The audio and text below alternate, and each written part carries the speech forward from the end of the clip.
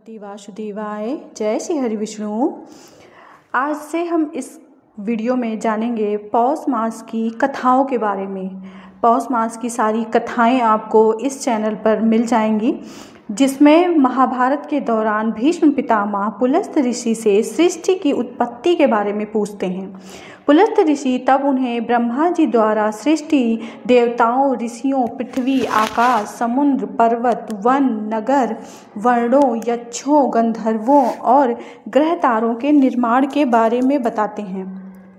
इन सारे अध्यायों का मुख्य उद्देश्य सृष्टि की उत्पत्ति और ब्रह्मा जी की भूमिका के बारे में ज्ञान है।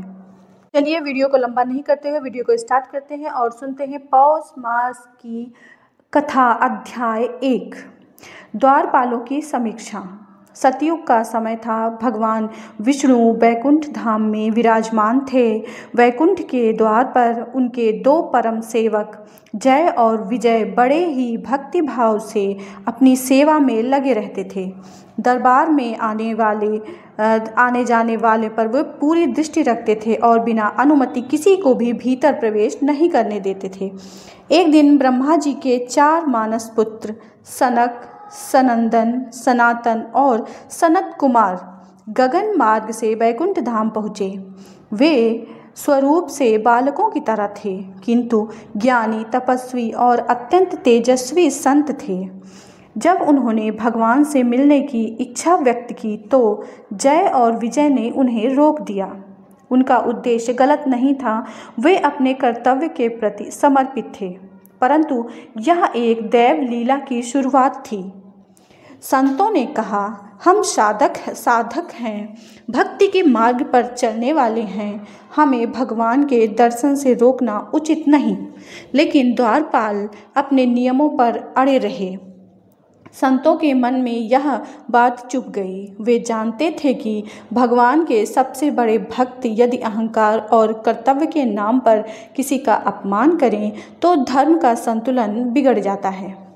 उन्होंने क्रोधित होकर कहा, तुम दोनों विष्णु भगवान के द्वार की रक्षा करते हुए भी भक्तों को रोक रहे हो, अतः तुम्हें श्री हरि से दूर होकर जन्म मरण के संसार में जाना पड़ेगा। यह श्राप सुनते ही दोनों द्वारपाल दुखी होकर संतों के चरणों में गिर पड़े। हे महात्माओं, हमसे भूल हुई, क्षमा करें। 4 ऋषियों ने कहा, श्राप वापस नहीं हो सकता, परंतु यह तुम्हारी गति तय करेगा। या तो 7 जन्म भक्त बनकर रहो या 3 जन्म भगवान से विरोध रखो।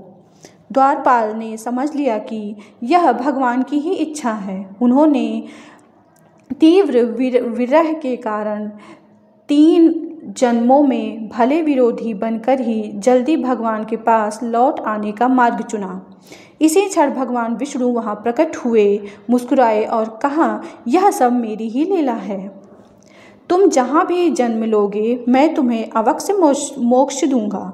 परंतु जैसे ही द्वारपाल वैकुंठ से पृथ्वी लोक पर आने लगे, उसी समय देवताओं और मानवों के जीवन में परिवर्तन की शुरुआत हुई। वही समय था जब वर्ष का वह मास जिसे आज हम पौष या पूष मास कहते हैं या कहा जाता है, उसी दिन प्रारंभ हुआ था। एक ऐसा काल जिसमें तप, व्रत और संयम के द्वारा ईश्वर की कृपा आकर्षित होती है। यह पवित्र काल पौष मास, जिसमें भगवान भक्तों की पुकार सबसे ज़्यादा सुनते हैं। इस अध्याय का सार, कर्तव्य बड़ा है परंतु अहंकार कभी नहीं। भक्ति के मार्ग में सरलता और प्रेम आवश्यक है। ईश्वर की लीला में हर घटना का गहरा उद्देश्य छिपा होता है। ईश्वर की कृपा के लिए यह माह बहुत ही आकर्षित करने वाला है। यह थी पौष मास की कथा, अध्याय 1।